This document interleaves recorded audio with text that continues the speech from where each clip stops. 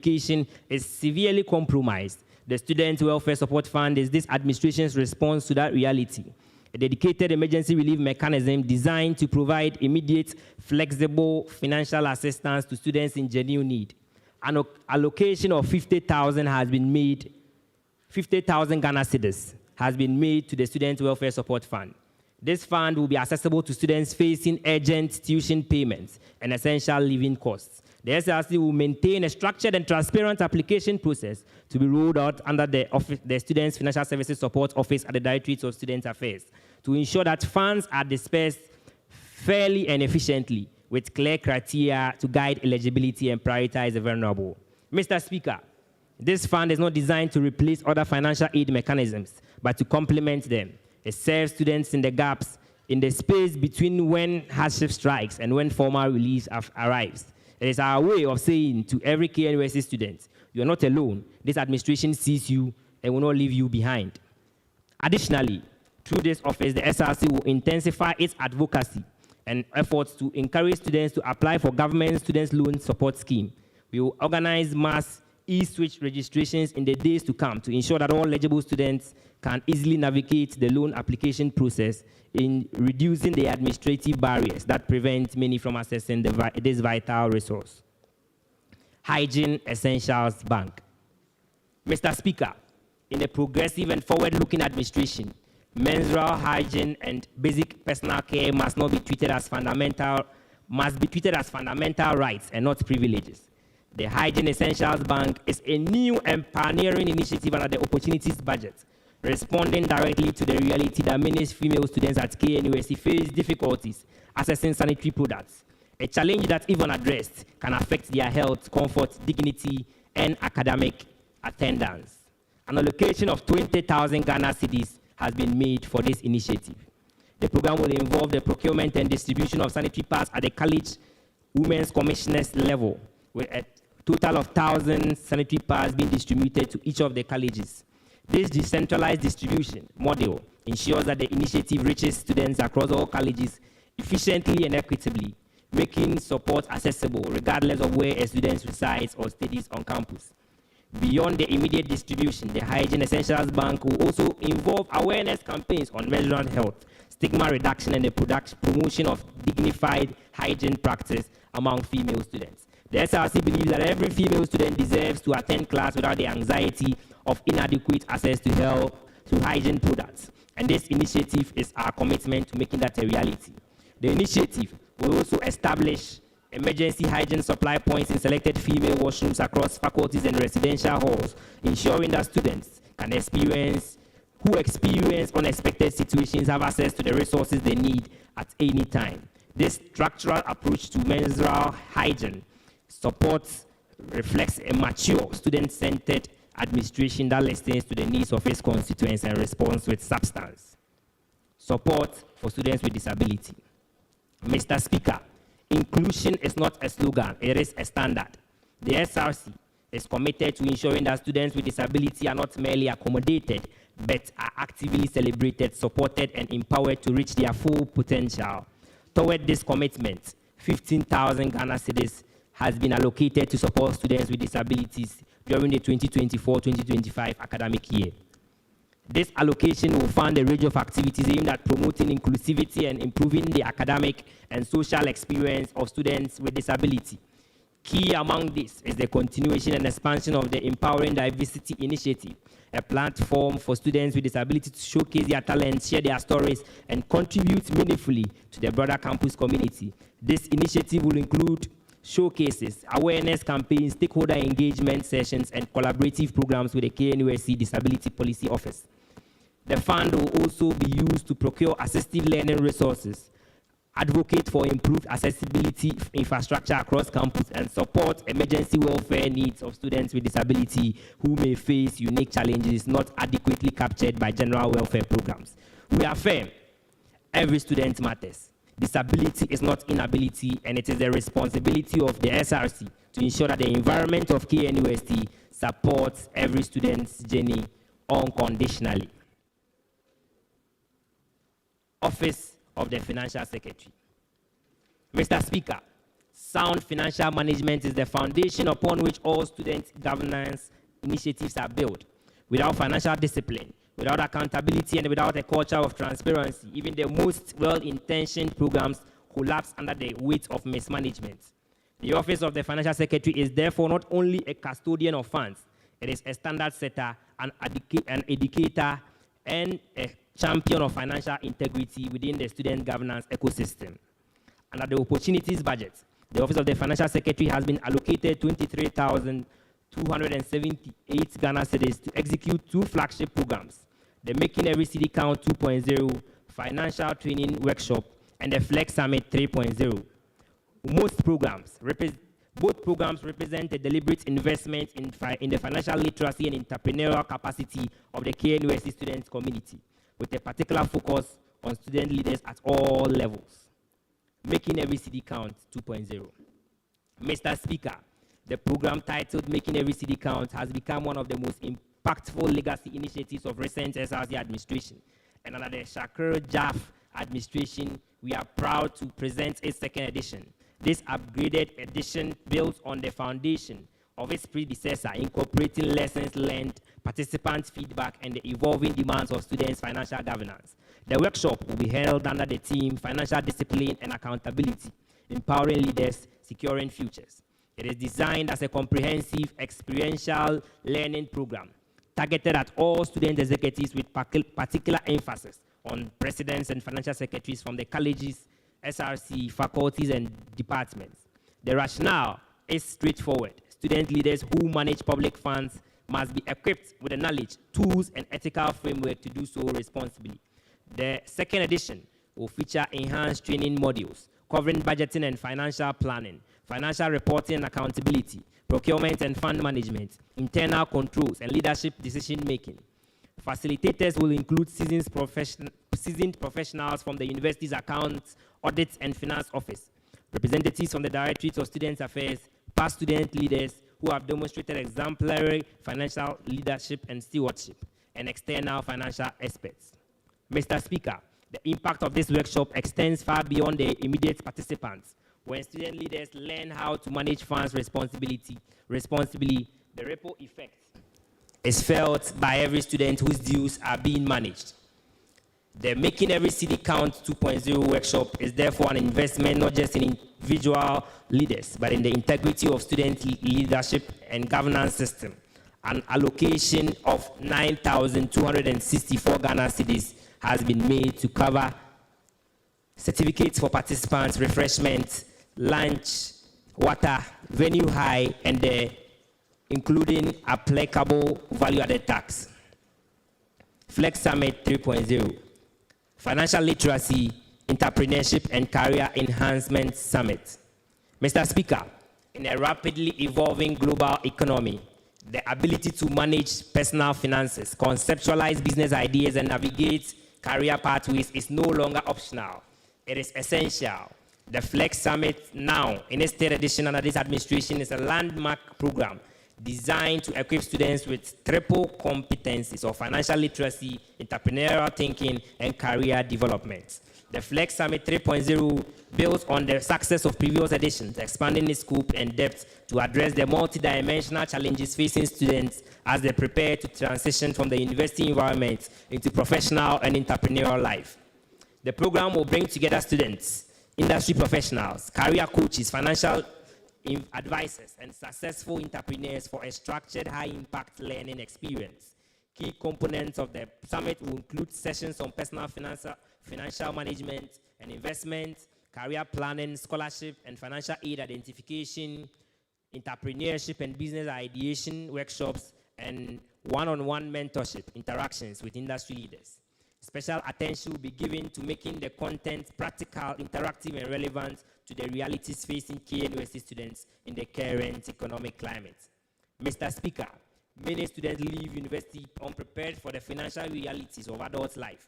They have not been taught how to save, how to budget, how to identify business opportunities, or how to present themselves professionally in competitive environments. The Flex Summit 3.0 is our answer to that gap, a structured, well-resourced intervention that sends students into the world better equipped. An allocation of 14,014 cedis has been made for this initiative. Office of the General Secretary. Mr. Speaker, the Office of the General Secretary is one of the most critical operational arms of the Student Representative Council. It serves as a central hub for communication, documentation, institutional memory, and strategic coordination within SRC governance. Beyond its administrative mandate, this office plays a vital role in shaping the social and intellectual landscape of students' life, ensuring that students are not only informed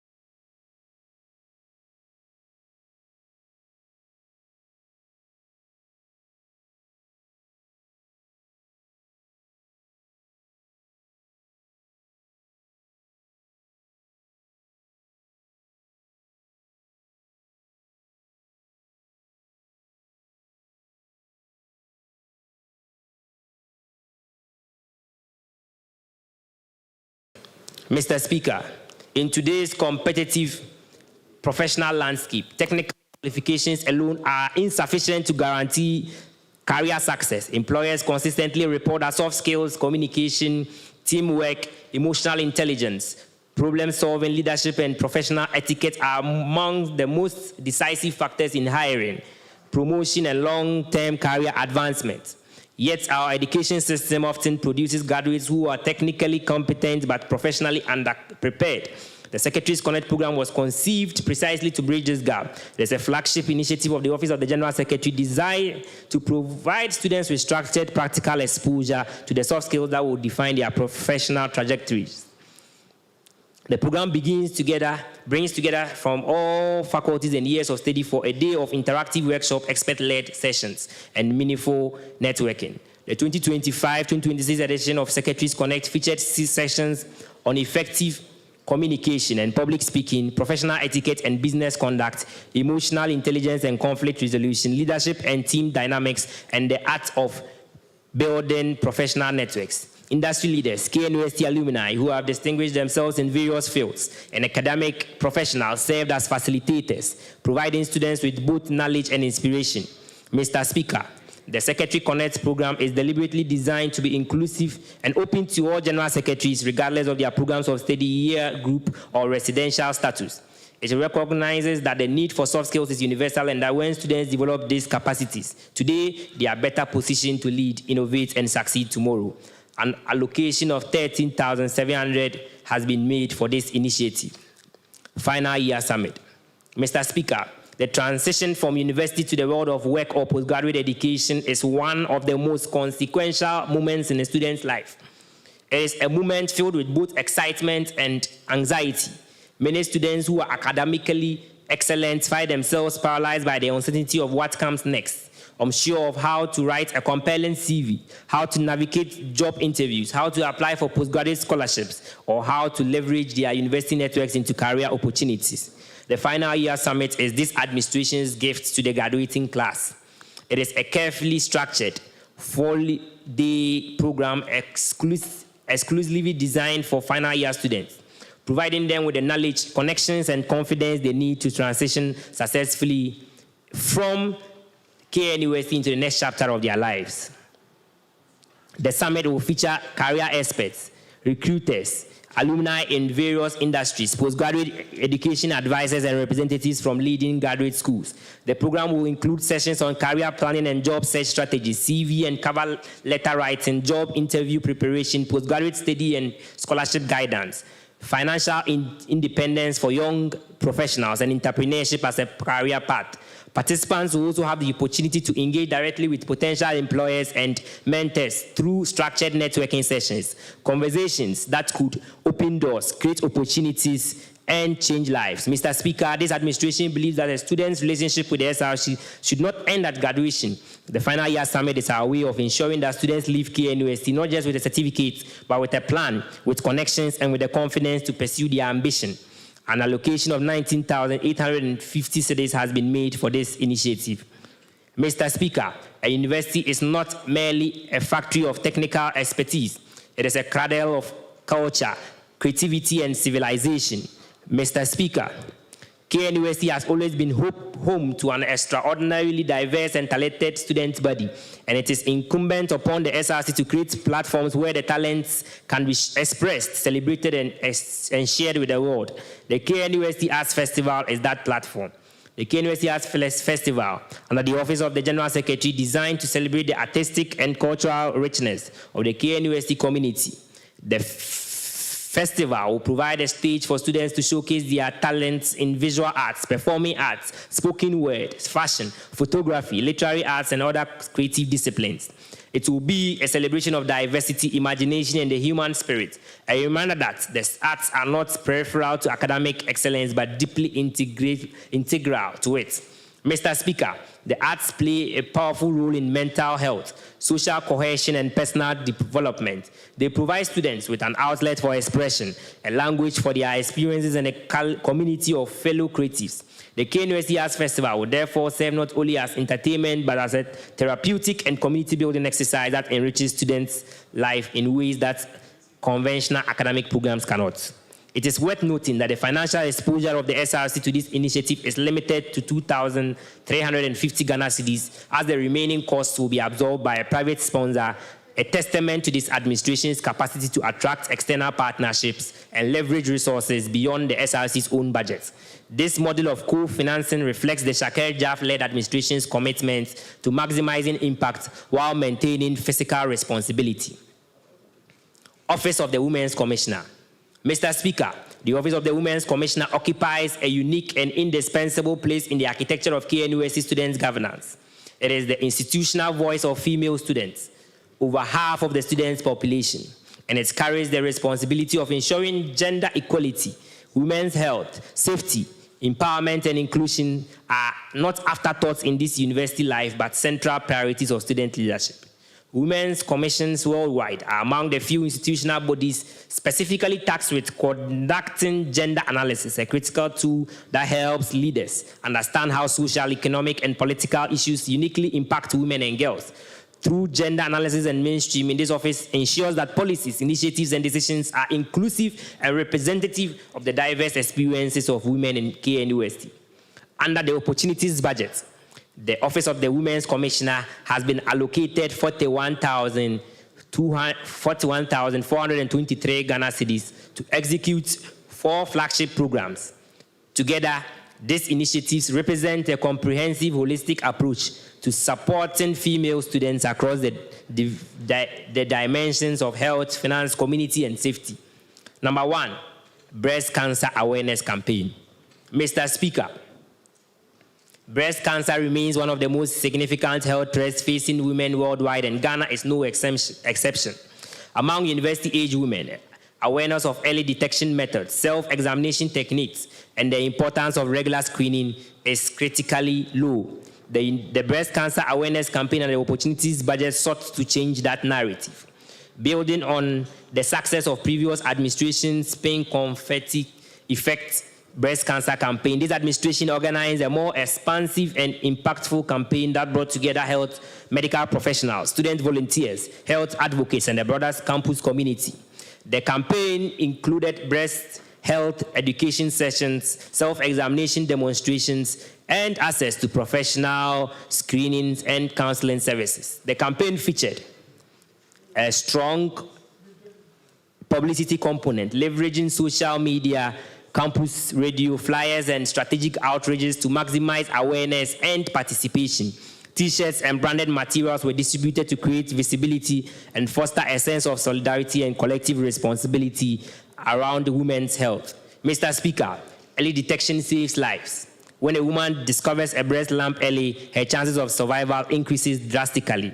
Our investment of 8,345,000 Ghana cedis in this campaign was therefore not just a program expense. It was an investment in the health and longevity of our female students, and it reflects this administration's deep commitment to treating women's health as a priority and not a footnote. WUCOM's fee support. Mr. Speaker, perhaps one of the most direct and impactful interventions in this budget is the WUCOM's fee support initiative. a program under which the Office of the Women's Commissioner directly paid the academic fees of 5 students who were facing severe financial hardship. Selected students received 2,500 each towards their academic fees, providing immediate concrete relief that could mean the difference between staying in school and dropping out. Kindly hold on. Point of order.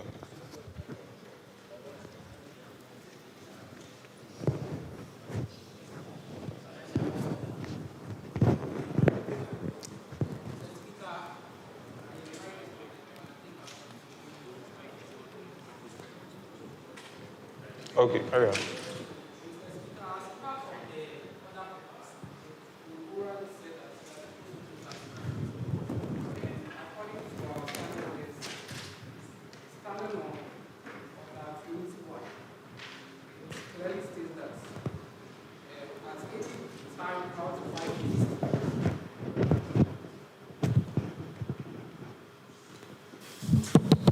Yeah.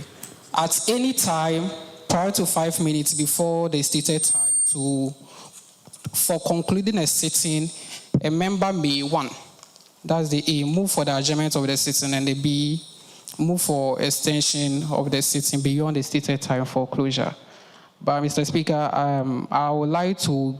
we would like to get your views on this.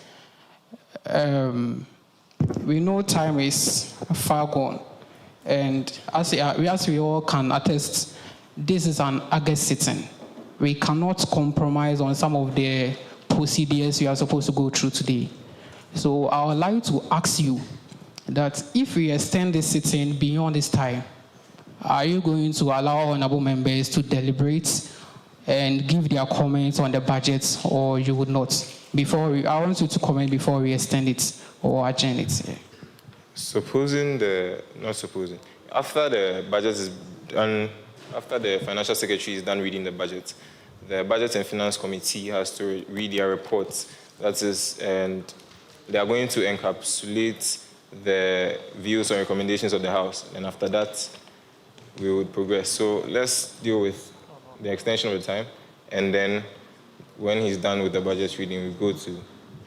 Mr. Speaker, I would like to read the order you are stating. That is order 45. It states that's part 11. I want to be clear.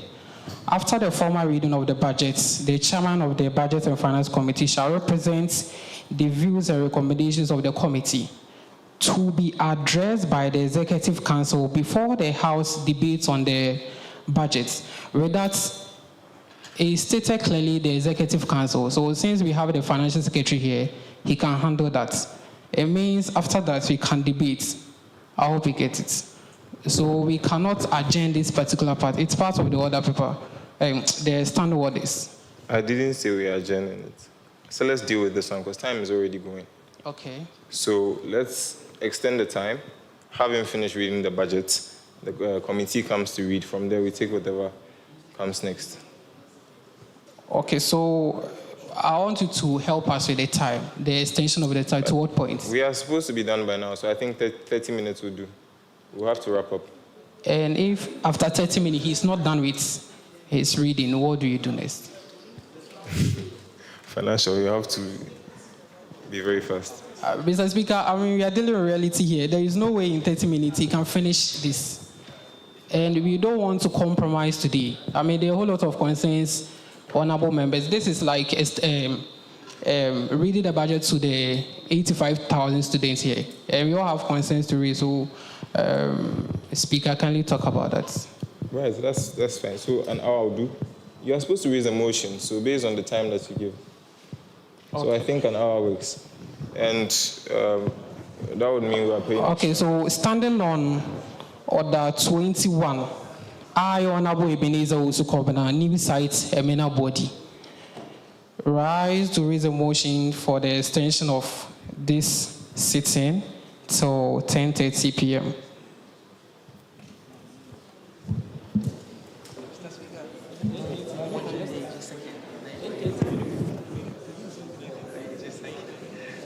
You don't talk to the boy. You don't talk to the take second. I hear your voice. Keep up.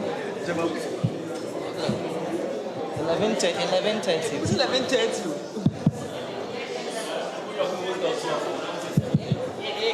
Mama car.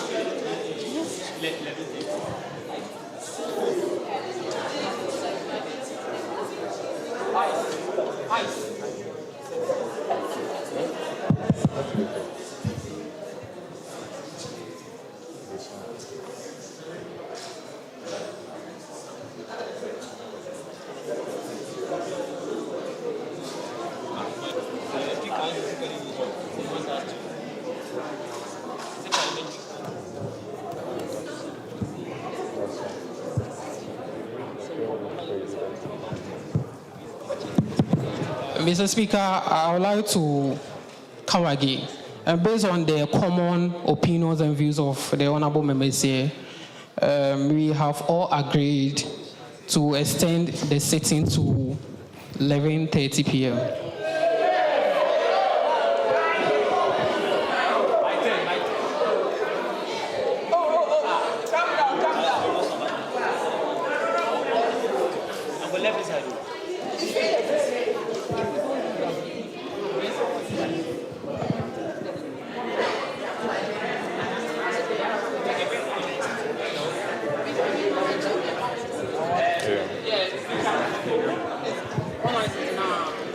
He left. He left. You know, did he?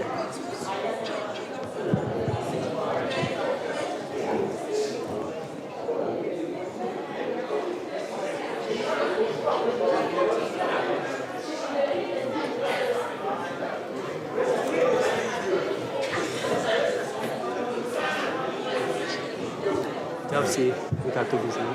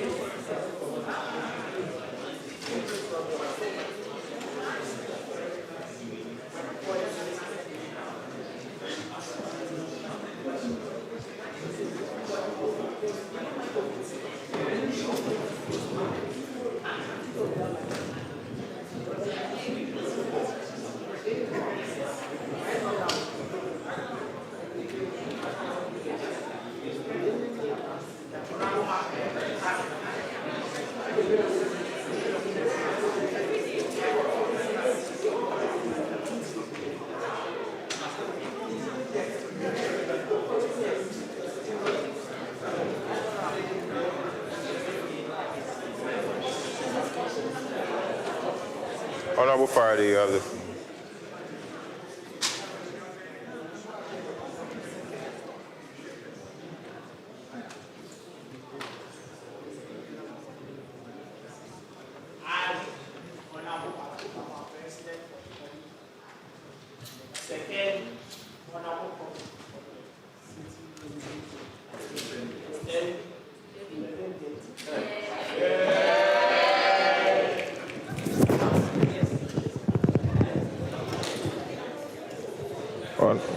Honorable Prince, you have the floor.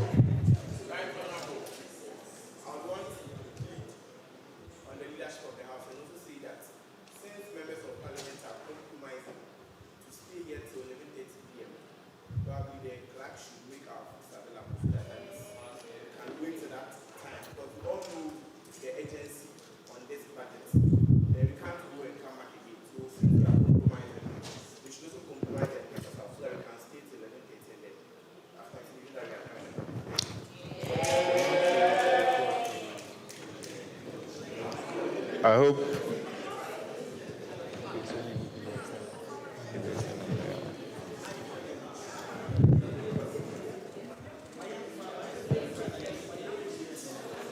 Honorable Prince,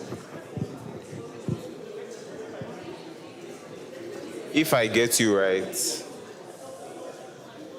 if we are extending this to 11:30 p.m., the budget will be approved today.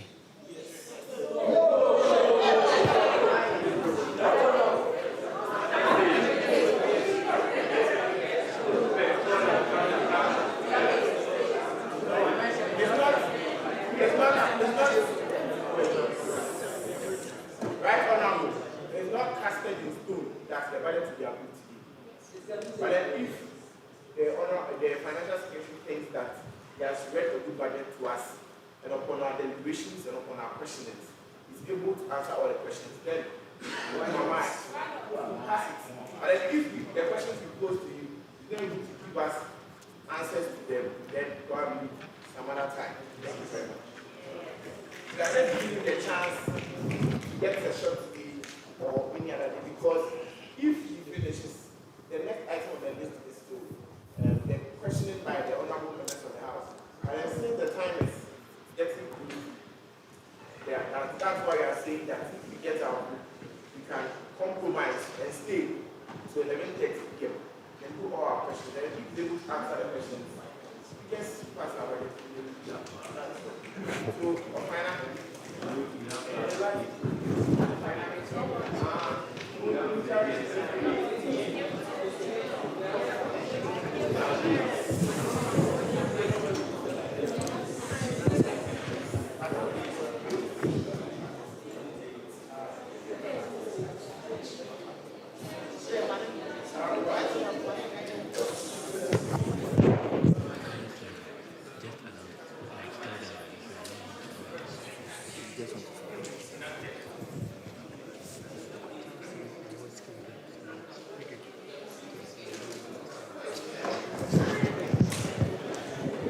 All right.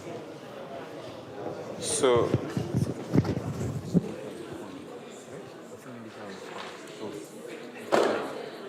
I'm coming. Honorable members. Honorable members, I think that your views are very much valid, but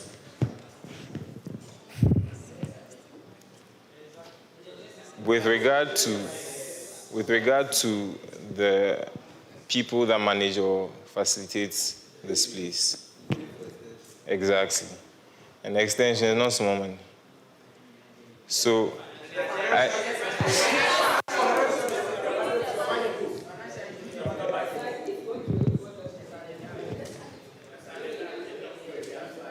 ultimately, they decide when this place closes. So if we can have Marshall, please.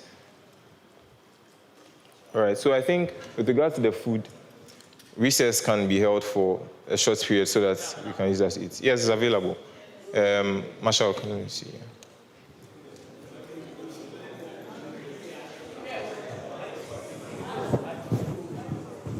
Can we find out from the man if he can extend to 11? And tell him that I said I want him to extend to 10:30. Yes. He said the best can do is 10:30. Tell him I said I really beg him because they want to do a later. So we ask him if he can extend it for us. So yes, and come again. No, Parliament will pay. Anyway, I've tasked the Marshal to go and ask the man if he would permit us till 11:30. So let's wait for his response. Yeah.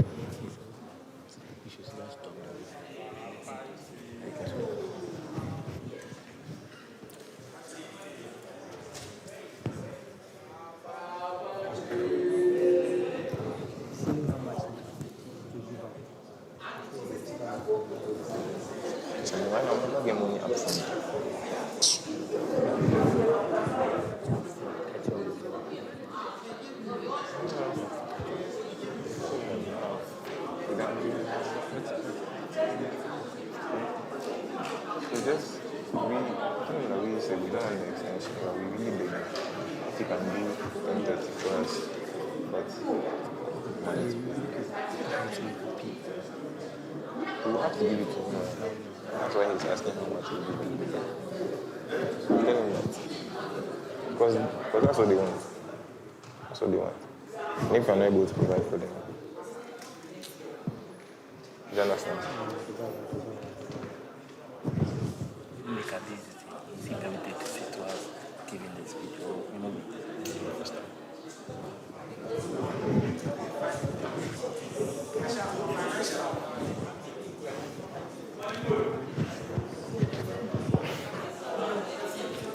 Honorable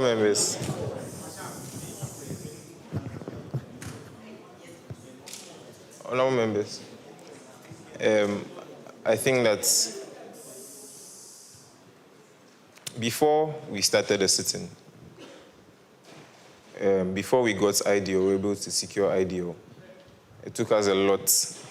And you guys are very aware of the time that was shared to you that will be happening here at the IDO. And even with that, we were given a condition that we'll use the place for 2 hours. That's 4 to 6. But unfortunately, I came late. I acknowledge that. Even as at the time I came, we were not even up to 10 to start. We were not up to quorum. So that is something that I want you guys to factor in, too. He has extended the time from 6 to 9, and it's almost 9:30. And then now we want another extension to 11:30. To be very honest with you, if it was left to me alone, I would have agreed for the extension. But I think that I would have to find ways to not make it exceed 11, maybe 10:30 or something. I would have to wrap things up fast.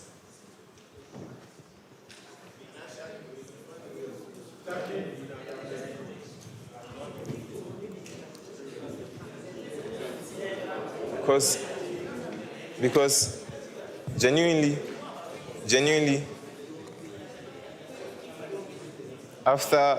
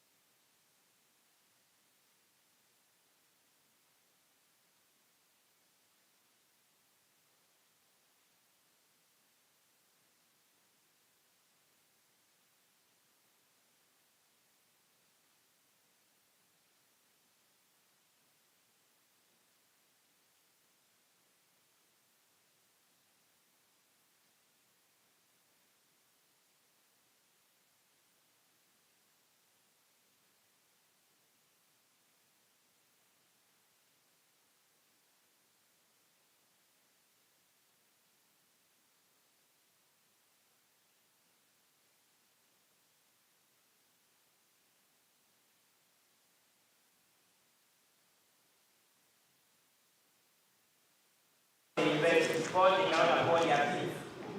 These are students who may have lost their parents, who come from impoverished homes, who are supporting younger siblings, or are facing circumstances entirely beyond their control. The Wukong Free Support Initiative says to these students, this administration sees you and will not let your education end because of money. The selection process for the beneficiaries was transparent, merit-based in terms of academic standing, and need-based in terms of financial circumstances. The SRC worked closely with the Women's Commission. The SRC Women's Commission worked closely with the Directorate of Students Affairs and relevant university offices to identify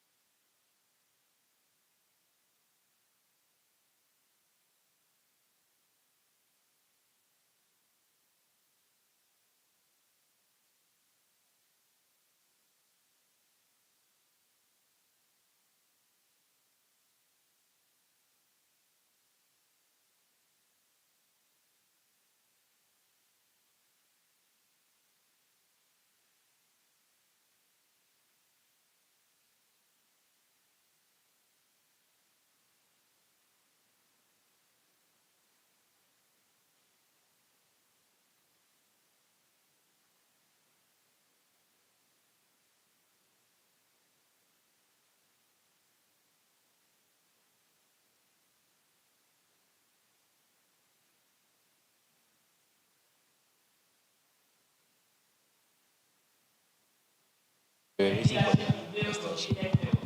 event will culminate in the strengthening and expansion of the Wukong Connected long-term mentorship and support community that will outlast any single administration and continue to serve KNUST students for years to come. Mr. Speaker, when women are empowered, communities thrive. When females, students are mentored, supported, and connected, they graduate as leaders in the boardroom, in public service, in academia, and in the home. An allocation of 13,108 has been made for this program. Anti-sexual harassment and mental health campaign. Mr. Speaker, sexual harassment and mental health struggles are among the most serious yet unaddressed challenges facing students on campus. They occur in silence, they go unreported, and their impact on the academic performance, emotional well-being, and personal development of students, particularly female students, is devastating and often long-lasting. The administration will not treat these issues as peripheral concerns. Under the Opportunities Budget, the Office of the Women's Commissioner will organize a combined anti-sexual harassment and mental health campaign, recognizing the deep connection between experiences of harassment and mental health outcomes, and addressing both dimensions in an integrated, survivor-centered approach. The campaign will include awareness sensitization sessions across faculties and residential halls, workshops on reporting mechanisms and support systems available to victims, expert-led discussions on mental health and coping strategies, and the distribution of educational materials including flyers, brochures, and stickers with key messages and resource contacts. Critically, this campaign will not be a one-time event. It will be an ongoing program throughout the academic year with follow-up sessions in subsequent semesters to ensure sustained awareness and consistent support for students who need it. The SRC's message is unambiguous. Sexual harassment has no place at KNUST. And every student deserves to learn and grow in an environment of respect, dignity, and safety. An allocation of 7,470 Ghana cedis has been earmarked for this initiative. Missionary aid. Mr. Speaker, faith is a cornerstone of the lives of many of our students. It shapes their values, sustains them through adversity, builds community, and provides a moral and spiritual compass in a world of mounting complexity. The Students' Representative Council recognizes the central role that faith communities play in students' life, and it is both a privilege and duty to support the religious societies on campus in carrying out their mission of spiritual growth, mentorship, pastoral care, and community outreach. Under the Opportunities Budget, a total of 25,000 has been allocated to the Missionary Aid Initiative, an increase from the previous year's 15,000 allocation, reflecting this administration's deeper commitment to supporting the spiritual welfare and well-being of all students. 2/3 of this allocation, amounting to 15,000 Ghana cedis, has been set aside for the Students' Chaplaincy Council, which serves the Christian student community. 1/3, amounting to 10,000 Ghana cedis, has been allocated to the Ghana Muslim Students Association, GIMSA, to support the Muslim students' body. The increase in the missionary aid allocation is a deliberate and principled decision. The religious societies at KNUST do invaluable work. They counsel students in crisis, provide community for those who are far from home, promote ethical conduct and integrity, and create spaces of belonging and meaning that the university itself cannot replicate. Supporting these societies is not a religious obligation of the SRC. It is a recognition of the real, tangible value they add to the well-being and moral foundation of our students' community. As the Bible reminds us in 2 Corinthians 9 verses 7, each of you should give what you have decided in your heart to give, not reluctantly or under compulsion, for God loves a cheerful giver. And in the Quran, Surah Al-Baqarah 2 verses 2, 6, 7, believers are exhorted to give of the good things they have earned. This administration gives cheerfully and with a conviction that investing in the spiritual health of our students is one of the most important investments we can make. The SRC will ensure that the disbursements to both the SCC and GIMSA are made promptly and transparently with appropriate accountability mechanisms to ensure that the funds are used to maximum benefit of students. We look forward to the continued partnership with both organizations in creating a campus environment that is spiritually nourishing, morally grounded, and inclusive of all faith traditions. Parliamentary Council. The Parliamentary Council. Right Honorable Speaker, it is with pride and profound sense of responsibility that I present the budgetary allocation for the KNUST SRC Parliamentary Council, the legislative arm of students' governance and the body through which the voices of all student constituencies are heard, deliberated and translated into policy. The Parliamentary Council is not merely a procedural body. It is the democratic soul of the SRC. And its effective functioning is essential to the legitimacy and accountability of the entire student governance structure. The KNUST SRC Parliamentary Council, first inaugurated in 2008-2009 academic year, following the review of the SRC Constitution in 2007, serves as a legislative arm of the SRC. The council is composed of 46 members, representing various constituencies within the student body. It includes the Speaker, Clerk, Marshal, and 2 protocol heads, along with representatives from the 6 colleges, traditional halls, non-residential constituencies, CAT JCR, the International Students Association, the Institute of Distance Learning, KNUST Obuasi Campus, and the Graduate Students Association of Ghana, KNUST. Under the opportunities budget, the Parliamentary Council has received an allocation of 246,000 Ghana cedis, the second largest in this budget. This generous and considered allocation reflects this administration's deep respect for the Council's constitutional mandate and its recognition that robust student governance requires adequate resources. The allocation has been carefully distributed across 7 key areas to ensure broad, equitable benefits for all constituencies. Number 1, colleges projects. Mr. Speaker, KNUST is home to 6 distinguished colleges, each with its unique academic culture, each student population and development needs. The SRC Parliamentary Council's One College, One Project initiative allocates 6,000 to each college for the targeted development projects that enhance the students' experience, strengthen academic support, and social infrastructure of each community. This allocation represents an increase from the previous year, acknowledging the growing cost of project implementation and the expanding ambitions of college-level student governance. Each college executive will work in consultation with their students' body to identify the most pressing need and deploy these funds accordingly. The SRC will provide oversight and accountability structures to ensure that the funds are properly accounted for and that projects are completed to the benefits of students. JCR and hall support. Mr. Speaker, the halls of residence are more than dormitories. They are communities. They are where students forge lifelong friendships, develop leadership skills, and build the social and emotional support systems that sustain them through the rigors of university life. The JCRCs that govern these communities perform essential work, and they deserve the resources to do it well. Under the opportunities budget, 35,000 Ghana cedis has been allocated to the 6 halls of residence and CAT JCR, with each hall or units receiving 5,000 Ghana cedis. This funding will support hall-based welfare programs, social activities, infrastructure maintenance, and student engagement initiatives. The SRC remains committed to ensuring that residential students have a vibrant, safe, and supportive living environment that enhances rather than detracts from the academic journey. Number 3, non-residential students' welfare. To the non-residential constituencies. Mr. Speaker, the non-residential student population faces a unique set of challenges that are often invisible to residential governance structures. Daily commuters, vulnerability to theft and physical danger, difficulty accessing late-night academic resources, and social isolation are real and present concerns that the administration has taken seriously. An allocation of 30,000 Ghana cedis has been made for non-residential student welfare and security initiative. A significant portions of these funds will be dedicated to security-related interventions, including advocacy for improved street lighting along popular student commuting routes, collaboration with the University Security Directorate to enhance patrol coverage in off-campus areas, and the development of student escorts and safe movement initiatives. The remaining funds will support non-residential campus constituency associations, student engagement, and social integration programs, and access to campus resources. International Students Association.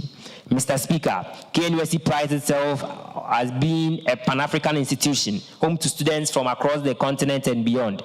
Our international students bring diversity, global perspectives, and cultural richness that enrich the academic and social fabric of the university. However, they often face unique challenges: cultural adjustment, accommodation difficulties, financial constraints, language barrier, and the emotional weight of being far from home.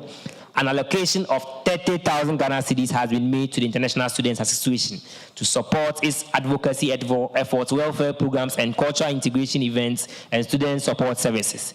This investment reflects the administration's commitment to making every student, regardless of nationality, feel welcome, valued, and supported at KNUST. A great university is one where a student from Cameroon, Nigeria, Liberia, or Ethiopia feels as much at home as a student from Kumasi or Accra. Institute of Distance Learning. Mr. Speaker, the Institute of Distance Learning idea represents one of the most important frontiers of educational democratization at KNUST. Ideal students, many of whom are working professionals, parents, and individuals who cannot afford to be full-time residential students, deserve the same quality of support and engagement as their on-campus counterparts. Distance education is the future of lifelong learning, and the SRC must be a champion of that future.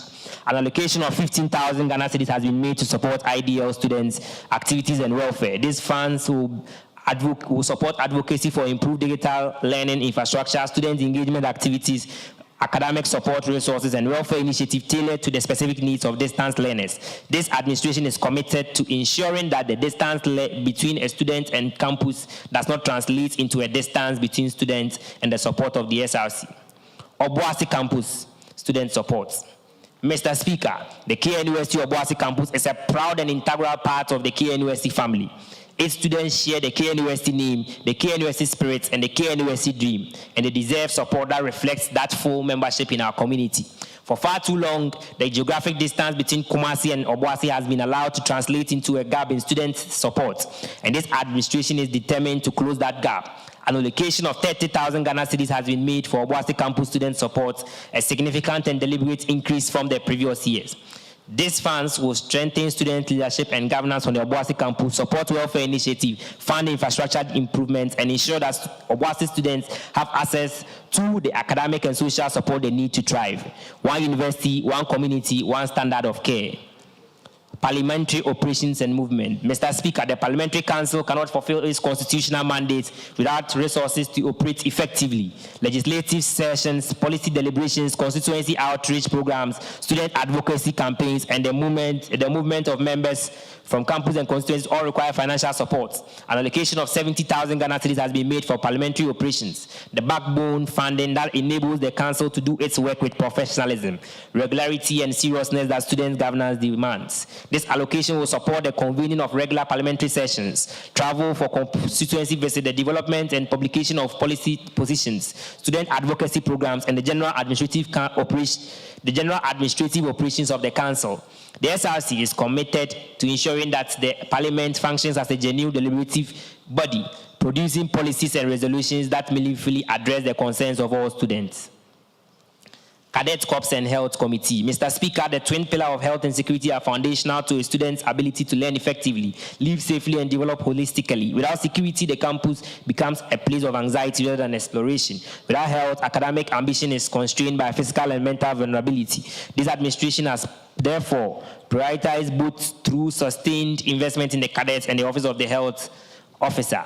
Under the opportunities budget, the Cadet Corps and Health Committee together have been allocated 19,144 Ghana cedis. Cadet Corps training and security. Mr. Speaker, the Cadet Corps is one of the most respected student formations on campus. It serves members with discipline, commitment, and a sense of duty that reflects the highest ideals of student citizenship. They contribute meaningfully to campus security, order, and discipline, and their presence at SRC events, university functions, and public gatherings enhances the safety and professional image of the institution. An allocation of 10,000 Ghana cedis has been made to support the operations and activities of the Cadet Corps. This funding will be disbursed through a structured tranche system, a model that has proven effective in ensuring systematic need-based release of funds aligned with the Cadet Corps operational calendar. Sexual Health Awareness Program. Mr. Speaker, the sexual health is an integral component of overall student well-being, and yet it is a topic that is too often shrouded in stigma, silence, and misinformation. The consequences of that silence are real. Students make uninformed decisions, reproductive health risks go unaddressed, and conditions that are preventable or treatable go undetected. The Sexual Health Awareness Program is this administration's commitment to breaking that silence. The program will be organized as an outreach and an education event, bringing together medical professionals, health advocates, and student volunteers to engage the campus community on topics including productive health, STI prevention, safe sex practices, HIV/AIDS awareness, and access to health services. The event will also include health screenings and consultations, providing students with direct access to professional medical guidance in welcoming and non-judgmental environments. Mr. Speaker, informed students make better decisions. The Sexual Health Awareness Program is therefore both a public intervention and an act of respect for the agency and dignity of our students. An allocation of 9,144 has been made for this initiative. Academic Committee. Mr. Speaker, at the heart of the university's experience is learning. Every program, every initiative, and every allocation in this budget ultimately exists in service of the academic mission, the pursuit of knowledge, the development of competence, and the formation of critical creative minds. The Academic Committee is the guardian of that mission within the SRC's portfolio, and its programs are among the most directly impactful on students' academic life. Under the opportunities budget, the Academic Committee has been allocated 2,000 Ghana cedis for the Trail Support Initiative. This administration acknowledges that this allocation is modest in absolute terms and reaffirms its commitment to exploring supplemental resources throughout the year to fulfill the support for the scheme. Under the Trail Support Scheme, Mr. Speaker, the Trail Tutorial Support Scheme has been one of the most meaningful academic welfare intervention in KNUST student governance history. It provides structured tutorial assistance to students who have encountered academic difficulties and must rewrite their papers. The success of the scheme rests entirely on the dedication of those teaching assistants and tutors, the unsung heroes of this program. This administration is deeply conscious of any outstanding obligations from the previous academic year and is resolute in its determination to ensure that every teaching assistant and tutor who rendered their services receive the incentive they rightfully deserve. The SRC Vice President has been personally tasked with urgently gathering the details of all individuals who contributed to the Trail Support System so that incentive payments can be processed as quickly as possible. This is a matter of honor, and this administration will not rest until obligations are fulfilled. As of the time of writing this budget, only one college out of the 6 colleges had compiled and satisfied the arrangements that will ensure the payment of the pledge amount, which happens to be the College of Agric and Natural Resources. Public Relations Office. Mr. Speaker, governance without communication is governance in the dark. The most well-funded, well-intentioned, well-executed programs will fail to achieve their potential if the students do not know they exist. They do not trust the information they receive about them and do not feel a sense of ownership and engagement with the student body working on their behalf. The Public Relations Office is the bridge between what the SRC does and what students know, feel, and believe about the SRC. The Public Relations Office of the KNUST SRC plays a critical role in ensuring effective communication, publicity, and transparency among the SRC and the students' body. In line with its constitutional mandate, the office oversees the Public Relations Committee, which is responsible for disseminating accurate information, ensuring publicity for SRC activities, advising on media-related matters, and gathering students' feedback to inform SRC policies. Under the Opportunities Budget, the Public Relations Office has been allocated 9,382,000 Ghana cedis spread across 2 areas, the Public Relations Summit and the Publicity Office operations.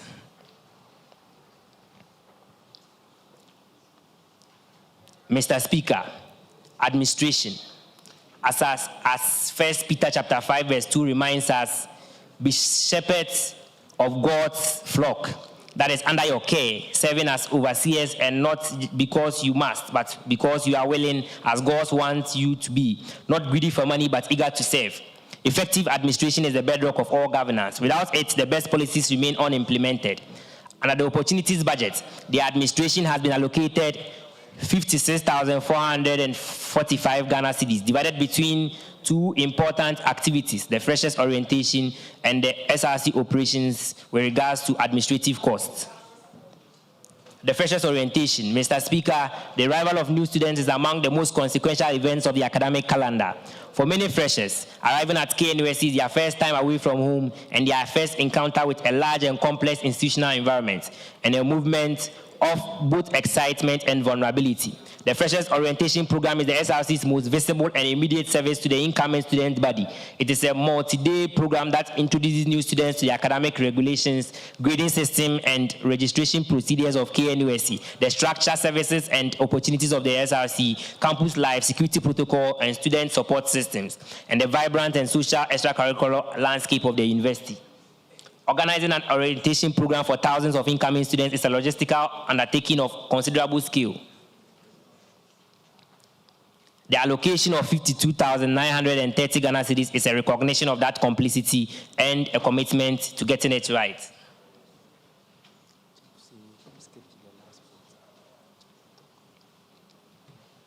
Students' Week celebration. The Students' Week celebration is at the heartbeat of campus life. Under the Shakir Jaff-led administration, an amount of 100,000 Ghana cedis has been allocated for this particular initiative. The Sonso project. Mr. Speaker, there's no more powerful illustrations of a digital divide than the sight of a brilliant student who cannot complete coursework because he does not own a laptop. Under this particular administration, an allocation of 135,000 has been made for the Sonso project, more than double of the previous year's allocation. And at this juncture, I want to commend the Budget and Finance Committee for their keen interest in increasing the number of laptops.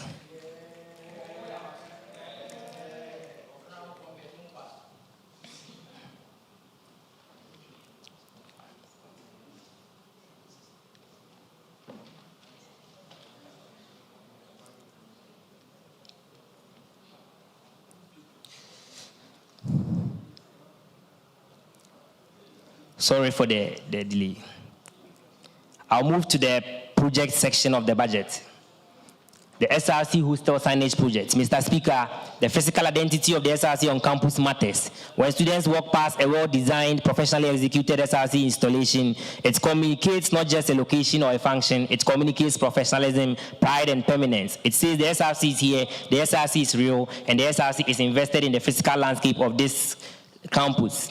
An allocation of 13,000 has been set aside for the mounting of the signage at the Osei-Tutu, the second hostel, a flagship SRC asset and one of the most important student residential facilities on campus. Mr. Speaker, sports is not luxury, it is a right. Physical activity is essential to mental health, physical well-being, social cohesion, and the development of the character traits, discipline, teamwork, resilience, and competitive spirit that define successful human beings. For decades, KNUST students have deserved a world-class sporting facility that matches the world-class academic institution they attend. Under the Opportunities Budget, we are delivering that facility. the SRC AstroTurf project is the most ambitious infrastructure initiative in this budget, with an allocation of 100,000 Ghana cedis for the construction of a high-quality AstroTurf sports complex.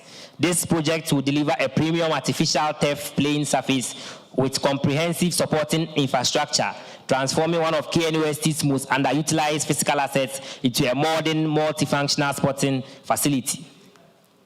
The project has been meticulously planned and budgeted, covering all major components of a professional-grade AstroTurf installation. Mr. Speaker, the impact of this facility will extend far beyond its immediate physical footprint.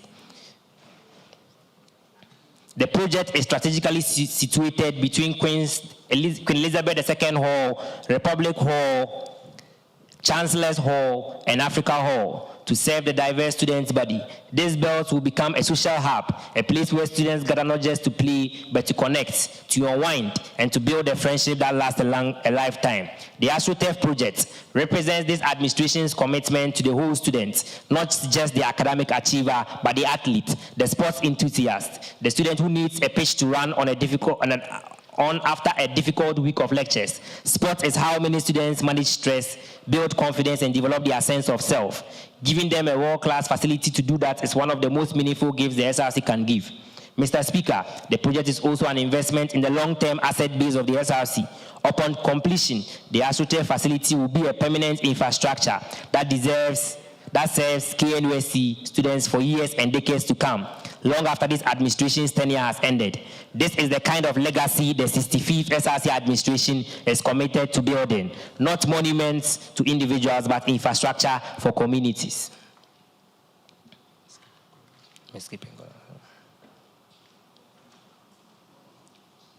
Mr. Speaker, responsible governance demands not only a clear plan for expenditure, but a rigorous and honest accounting of expected income. The total income for the 2025-2026 academic year stands at 1,433,062.50 Ghana cedis. This figure is derived from a student population of 40,000 paying dues of 36.75 per student, yielding gross dues income of 1.47 million Ghana cedis. Under the mandatory 25 retention of 365,500, the net dues available to this administration amount to 1,102,500 Ghana cedis.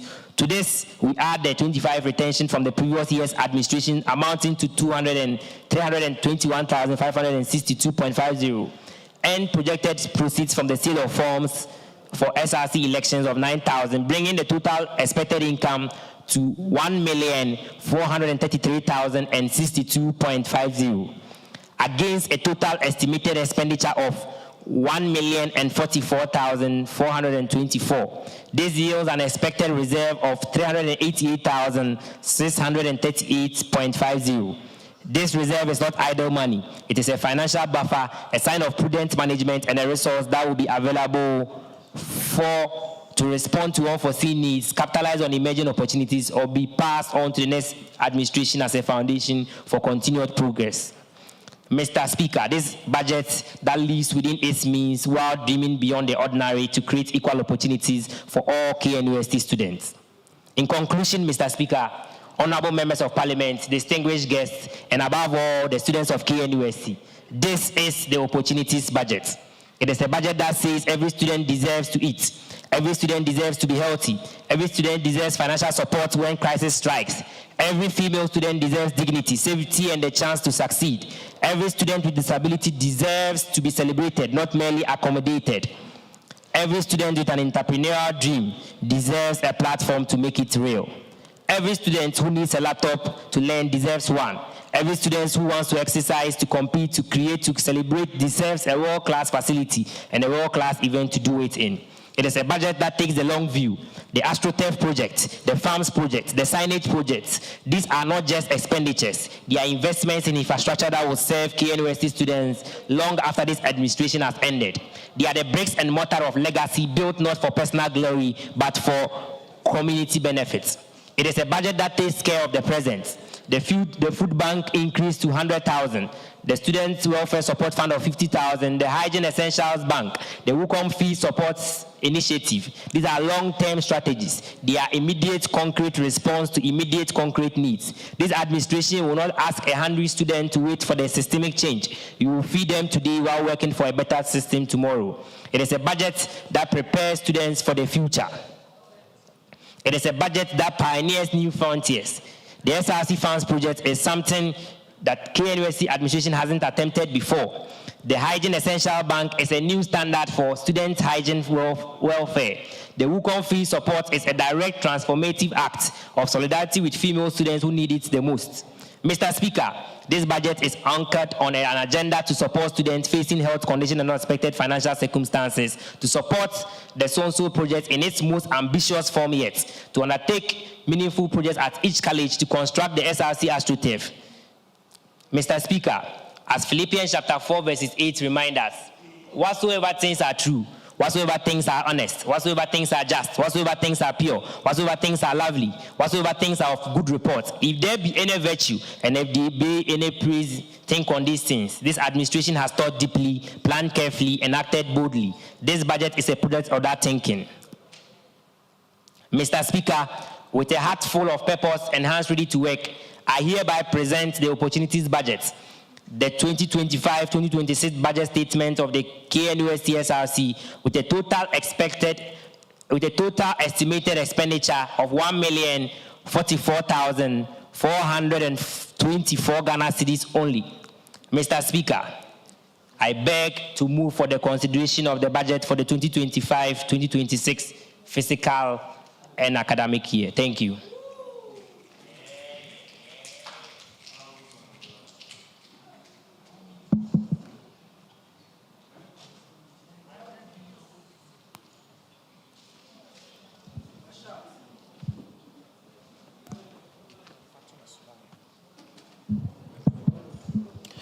Thank you very much, Mr. Speaker, for the opportunity. Mr. Speaker, before I progress to voice out what I have for the Financial Secretary, permit me to sound this to the Marshal together with the clerk. The mace is the highest authority of this house.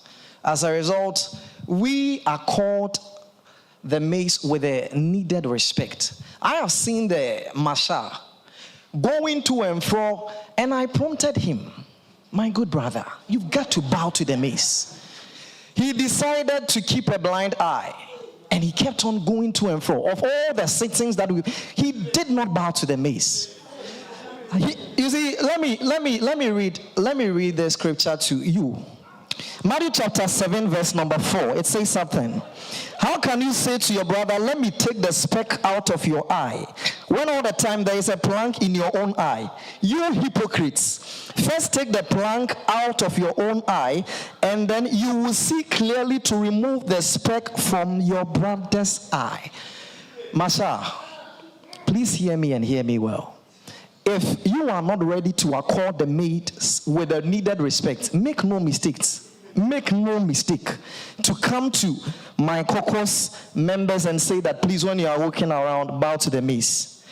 Mr. Speaker, in all my lifetime, I have not seen a lady, I have not seen a lady entrusted with the highest mandate as a clerk to parliament as this. And then whilst a reading session is going on, where honorable members have stopped everything that they are doing to come and sit on the floor, and then she will sit crossing her leg, fidgeting with her as unconcerned. And I don't blame her. It's because of the lengthy reading that the Financial Secretary presented to us. Speaker, trust me. Whilst the Financial Secretary was speaking, I had a lot of things that I jotted down here. But time will not permit us to voice out all of those things. Today he's dressed in a nice apparel, and I believe strongly he's bold to receive all the questions that we have for him.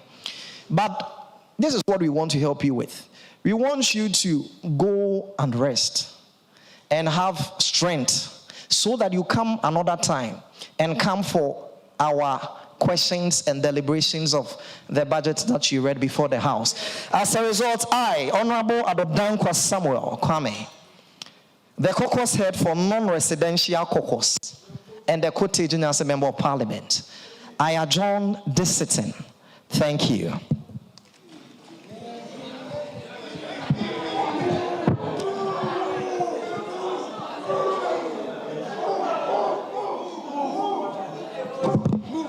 Thank you very much, Speaker. We are not perfect and we are bound to make mistakes. I've said time without number of that. Speaker, I, Honorable Adodankwa Samuel Kwame, the caucus head for non-residential caucus, and the member of Parliament, pridefully representing Kote-Jinyase constituency, I move for the adjournment of the sitting at 10:05 p.m. Thank you.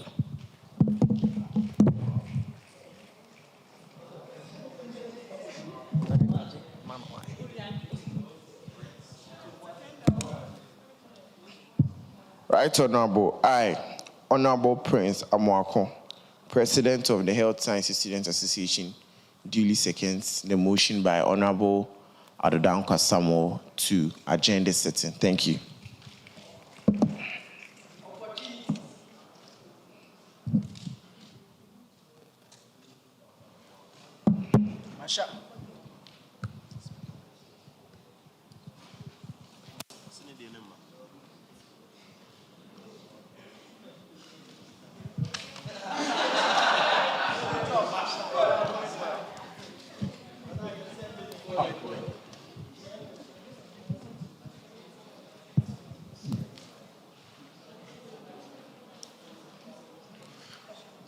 The motion is duly accepted.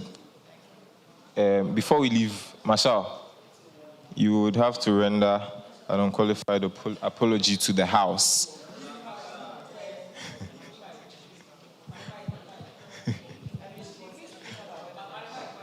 You heard him. Come.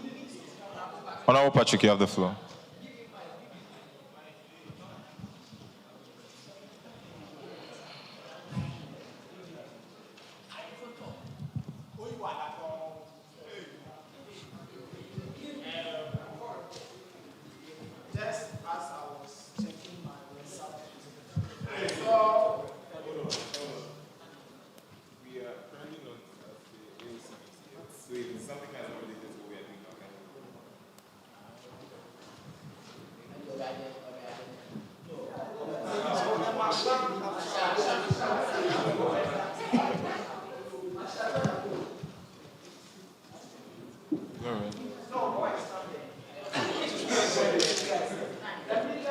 The House, I'm really sorry for any inconvenience caused.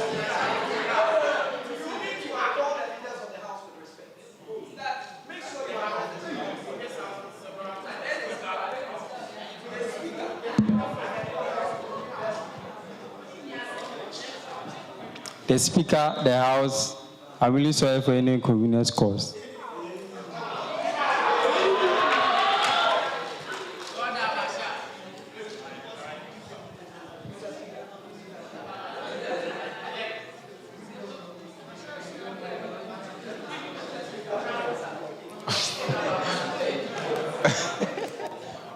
Honorable Samuel, you have the floor.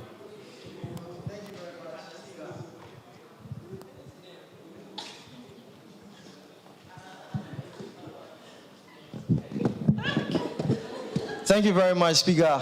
I have said time without number. We are humans, and then we are bound to make mistake. And so we always make room for what we call correction. I stated earlier of which I made mistake. I was corrected by my colleagues on the other side. We do all these things because of learning process. So whenever we are speaking, we make sure that you introduce yourself properly. You can't just come and stand the Speaker of the House. This apology is unacceptable. You come and stand boldly before us. You mention your name, your title, and then you take your precious time. And then you render the apology. I believe strongly that this will make it a better one. So, Masha, with all due respect, kindly do it better. Thank you. No, the right thing needs to be done. Masha, go there.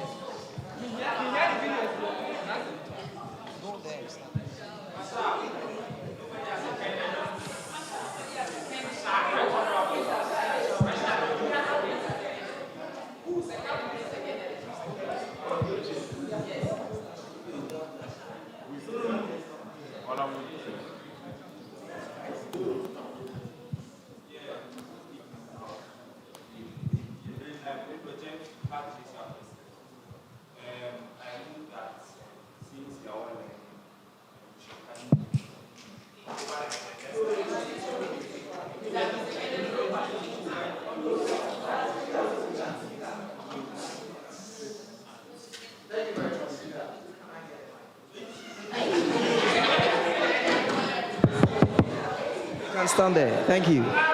Speaker, we are in an academic environment. When my colleague, Honorable Prince Amwako, the nice president, pridefully representing his, and when he drew the attention of the Unity Hall secretary to go and dress properly, parliamentary, he stepped out and did the right thing. Should we always keep a blind eye to allow certain things and tolerate certain things? No. As a leader of the House, I will not tolerate that. I move for the adjournment that the Marshal should render a better, proper apology to the House. Thank you. I call for a motion. I call for a motion for the Marshal to render a sincere apology and a better one to the House. Thank you very much, Speaker.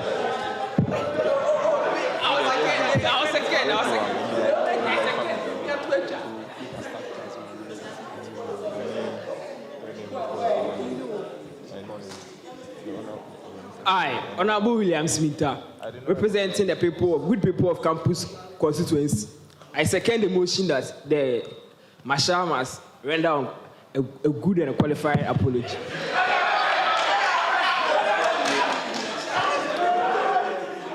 Before he does that, let me make this clear that before any honorable member should stand up and speak, you have to be recognized by the chair. So, please put that in mind.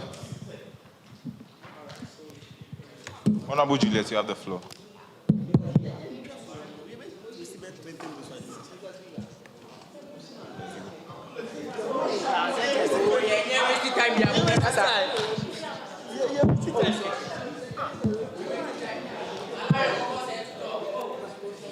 Right, Honorable Patrick wanted to make a submission, but then you asked him to sit and then refer it to any other credible business. But then a motion has been moved for the sitting to be adjourned, and then it has been duly seconded. So I want to know, are we doing any other credible business or we are doing something else? Thank you.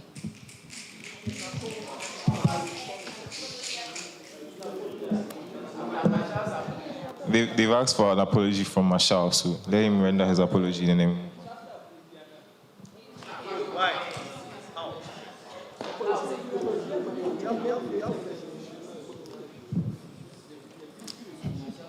I'm in the person of Obin Francis, the 17th Marshal of this parliamentary sitting. I'm sorry for any inconvenience caused.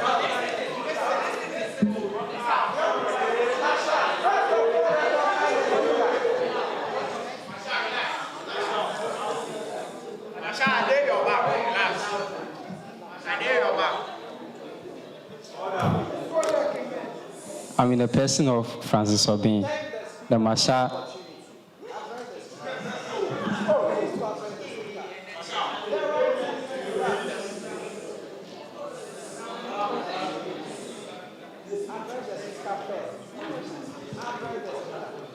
The House, the Speaker.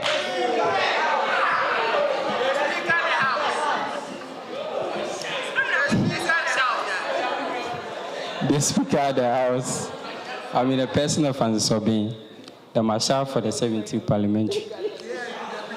I'm sorry for any inconvenience caused.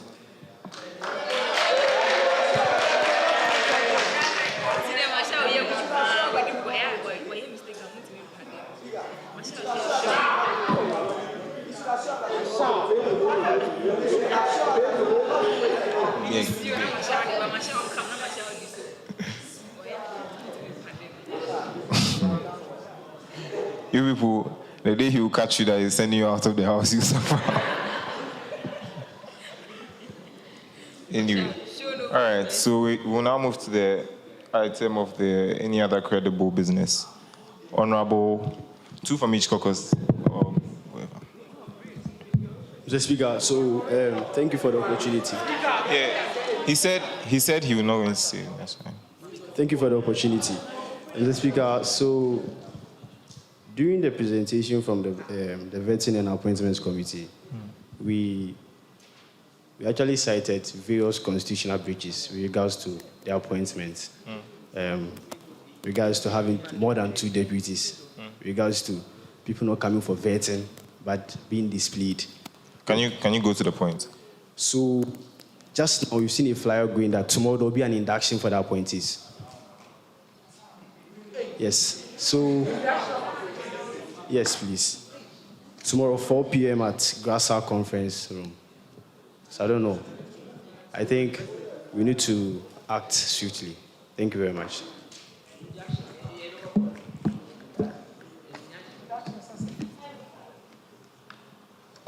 Honorable Ntiama, you have the floor.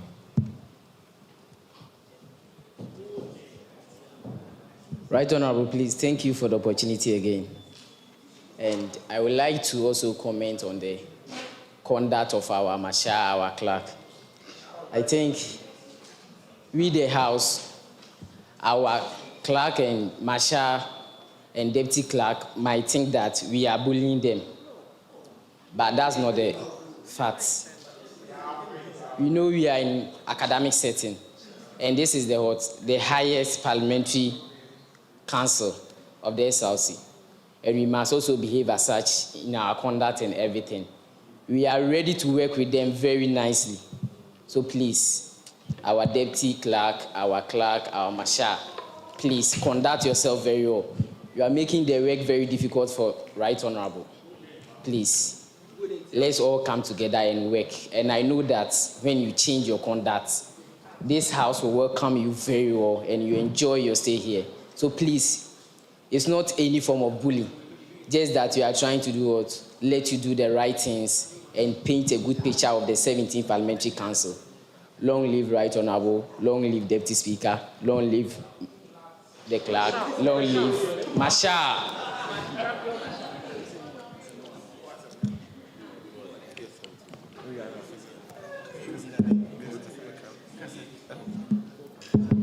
Let it go to Norway then to come to clearance.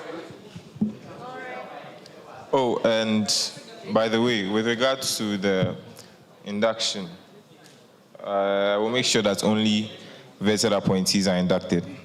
You can trust me on that. They are taking your word for it too. If you trust him on that, they will not do the induction.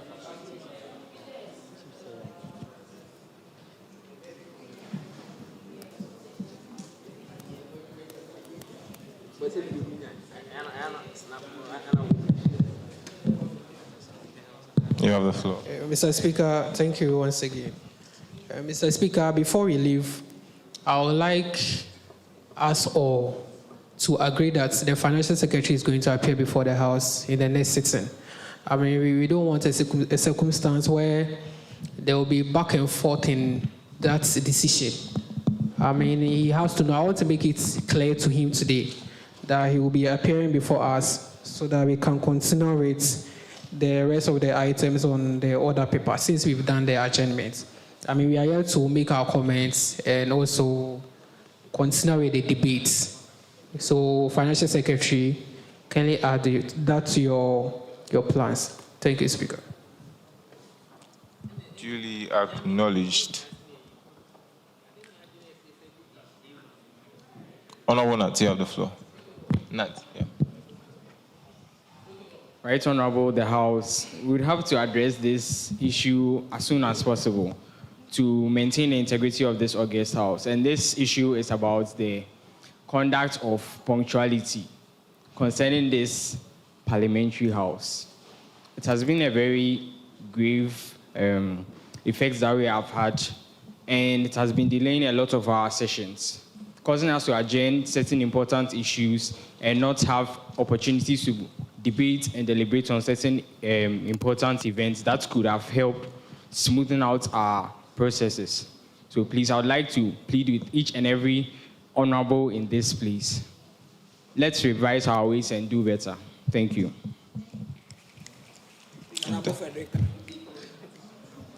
Speaker. Who is speaking?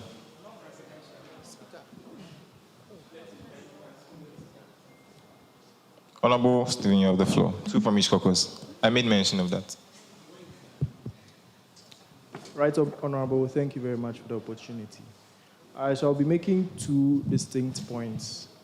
The first one is reiterating the concern made by Honorable Kupi Benjamin.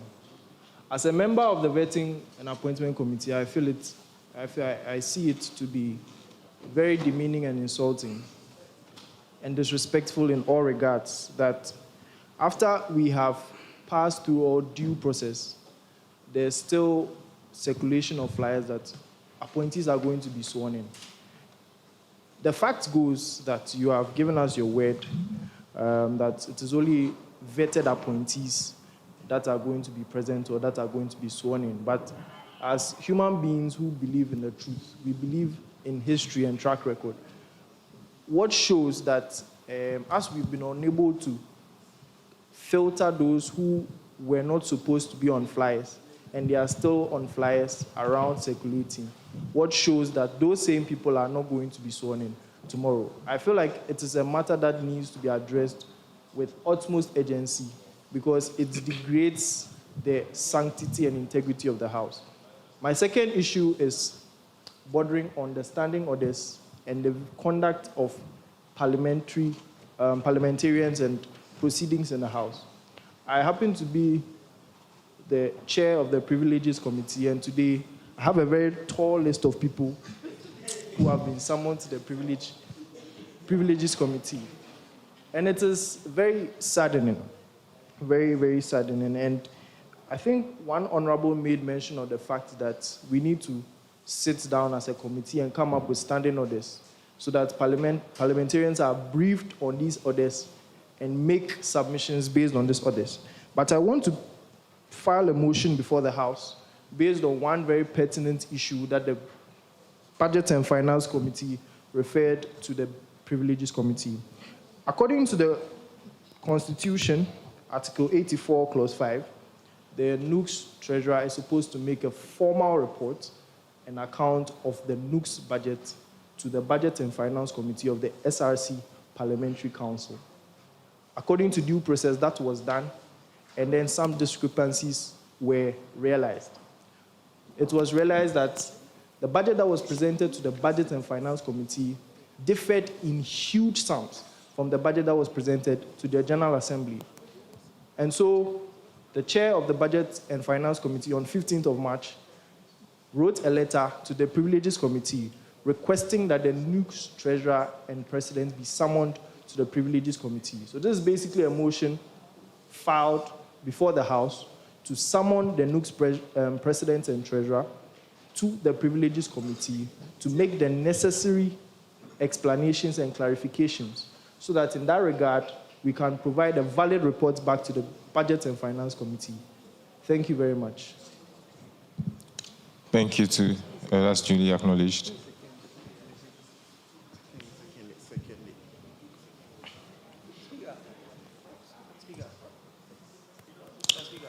Any seconder?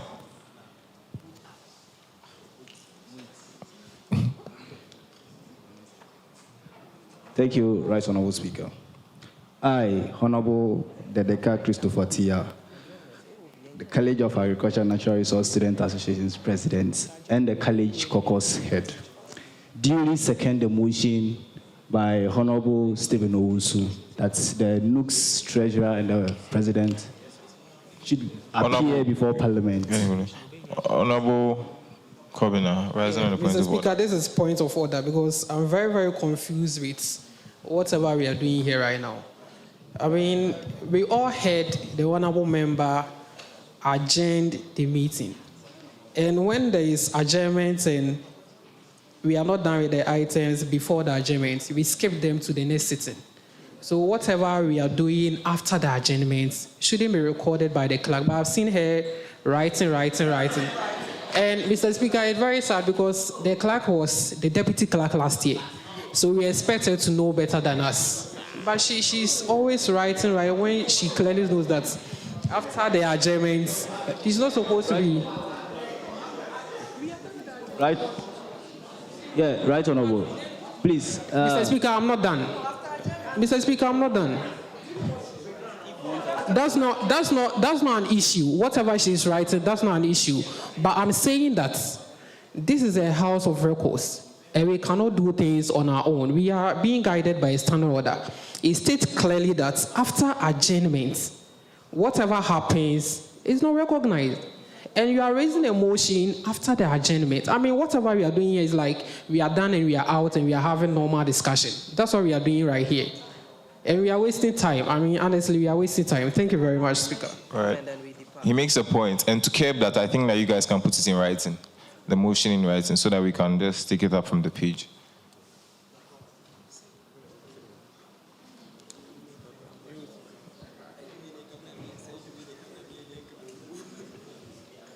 Honorable Nana Ejekum, you are the last speaker for today.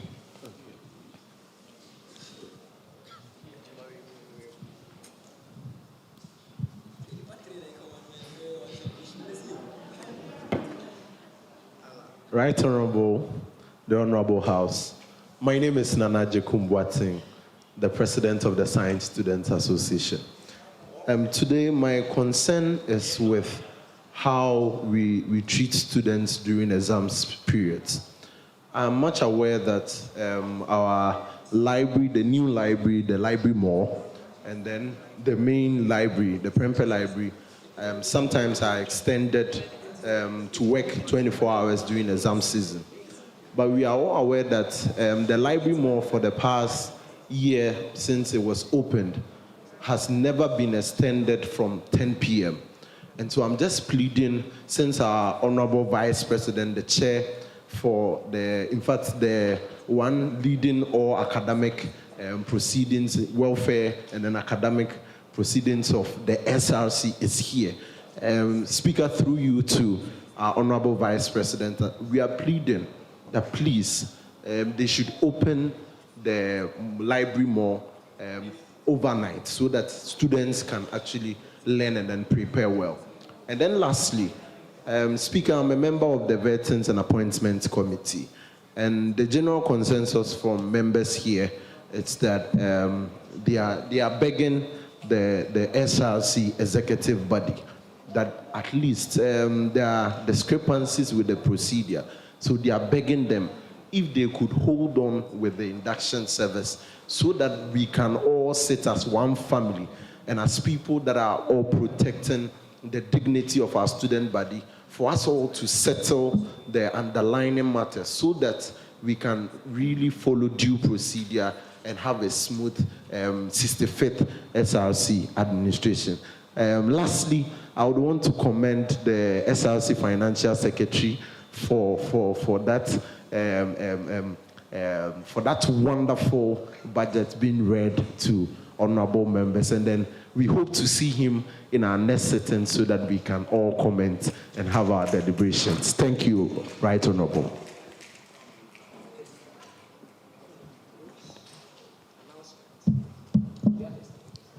Duly acknowledged.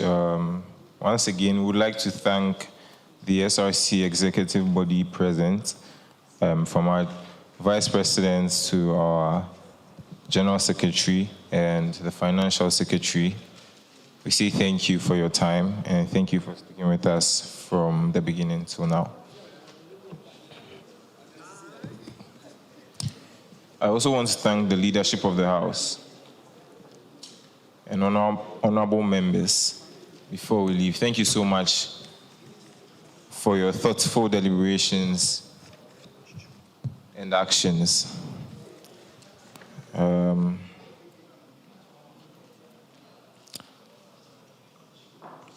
think that we will now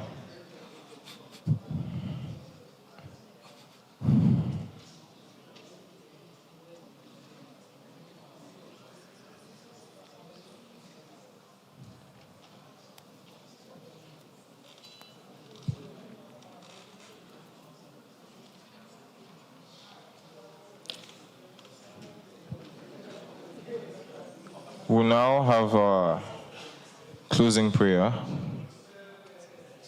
since the sitting has been adjourned. Shall we pray?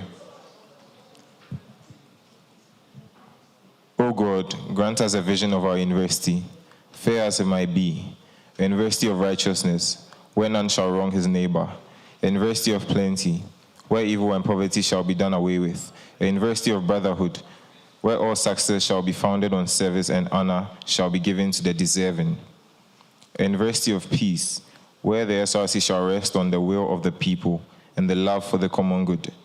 Bless the efforts of those who struggle to make this vision a living reality. Inspire and strengthen our people that they may give time, thought, and sacrifice to speed the day of the coming beauty of KNUST, Ghana, and Africa. Amen.